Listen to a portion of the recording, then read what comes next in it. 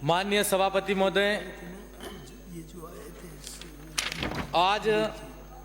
राजस्थान लोकतंत्र के सेनानियों का सम्मान विधेयक के 2024 पर मुझे बोलने का मौका दिया, उसके लिए धन्यवाद। आज चाहे इस राज्य की बात हो,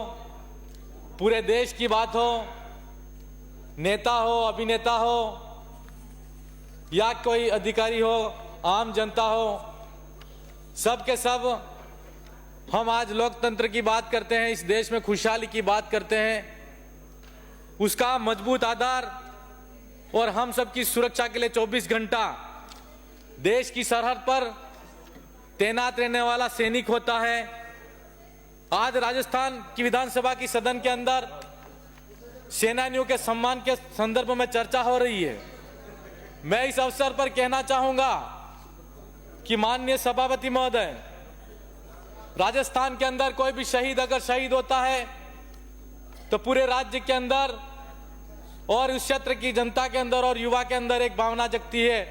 कि मैं भी देश की सेवा के लिए सरहद पर जाके लड़ूंगा,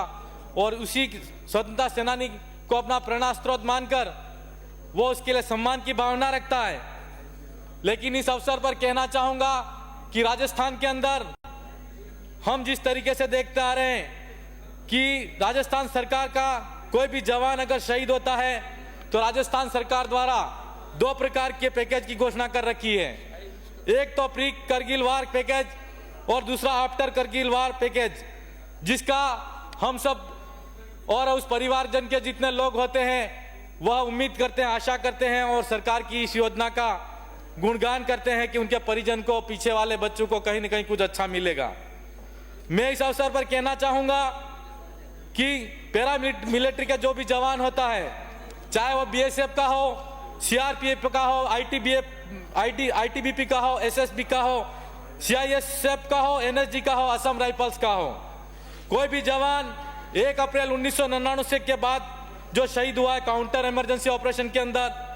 आतंकवादी मुठभेड़ के अंदर, चाहे कोई भी जवान का casualty certificate, operation casualty certificate मिला होता तो उसको आफ्टर करगिल वार का पैकेज मिला होता, लेकिन आज ऐसा नहीं हो रहा है। मैं इस अवसर पर कहना चाहूंगा कि और आपके माध्यम से राजस्थान की सरकार को भी पूछना चाहता हूं कि क्या 31 मार्च 1999 से पहले जो भी काउंटर अटैक के अंदर शहीद हुए थे वो शहीद नहीं है, क्योंकि राजस्थान सरकार की जो योजना है उसके अंदर हमारी आतंकवादी मुठभेड़ के अंदर या किसी बैटल कैजुअलिटी सर्टिफिकेट के आधार पर, ऑपरेशन कैजुअलिटी सर्टिफिकेट के धारक जो भी शहीद होते हैं उनको वो सम्मान नहीं मिलता और वो पैकेज नहीं मिलता है। मैं सरकार से मांग करना चाहूंगा इस अवसर पर कि 31 मार्च 1999 से पहले चाहे पैरा मिलिट्री के अंदर जितने भी जवान शहीद हुए हैं उनको सरकार द्वारा आज की तारीख में 0 सहायता राशि दी जा रही है। हम चाहेंगे कि उनको 31 मार्च 1999 के बाद में जो शहीद हो रहे हैं उनको जो सहायता राशि दी जा रही है वो मिलनी चाहिए। इस अवसर पर यह भी कहना चाहूंगा कि यह राजस्थान प्रदेश की बात नहीं, मैं देश की अगर बात करूं तो देश के अंदर हरियाणा, उत्तर प्रदेश, पंजाब और मध्य प्रदेश के अंदर जो भी जवान शहीद हुए हैं उनके साथ में भेदभाव नहीं होता है। आर्मी, नेवी फोर्स और BSF, CRPF, ITBF, SSB, SIPF, NSG, Assam rifle के समान उनको मदद मिलती है। माननीय 1 मिनट चाहूंगा।